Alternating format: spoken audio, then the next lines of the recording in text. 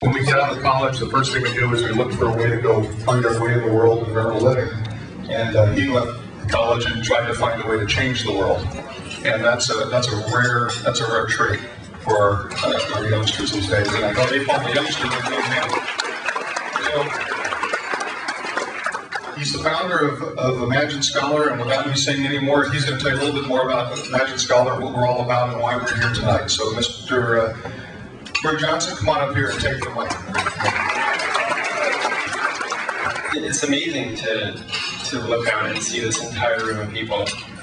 This whole event came together 2.5 months ago when me and Joey were walking around South Africa one morning, about 8 in the morning, and we were just walking down a dirt road, and I said, we really need to figure out how to make this thing last. And we kind of started talking, and I said, well, maybe we should just do a really big event. And then she was stupid enough to say, yeah, we can do that. What is it? What is Imagine Scholar? The simple answer is, it is an intensive after-school mentorship program for gifted students from a disadvantaged area in South Africa. That's like the tagline. The final part of that statement is from the disadvantaged Nkomazi region of South Africa. The Nkomazi region is in the northeast corner of South Africa. It's an incredibly challenging area. The stats are there. It's incredible amounts of poverty, with 85% unemployment, 47% of the people are infected by HIV, has some of the highest rates of sexual abuse in the world. Those things you can read, but it doesn't really mean anything to me. I read all those things before I went there. I've said those things 1,000 times. But when you actually see a kid, our kids deal with challenges that I have never faced, that none of us have faced. They're orphans, they've been abused, they deal with hunger on a daily basis. But what does that mean to a kid? What does that mean to a 14-year-old girl who doesn't have parents, who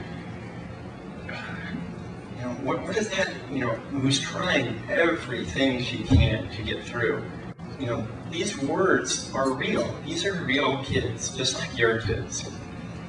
Every one of them is so, that's the thing that amazed me, is that they're exactly like kids here. They happen to be born there. They're doing everything they can in their power. And the sad thing is that they are they have to be the beacons of hope. There's no role models. There's nobody out there who's looking out for them. It's them. The thing that just amazes me is, when we started the program, every kid answers a little survey and says, who's your role model? And when they first started, it was Nelson Mandela and Beyonce and all these celebrities, but that's not a role model. That's a celebrity that, you have to fill in the answer. You can't leave it blank. When we asked these kids before I came back, 18 of the 25 picked another student in the program. They really, really respect each other, and the reason is because that they are the example. When I look around this community, I don't look at the principals, the politicians, I look at this group of kids who's really living how you're supposed to live.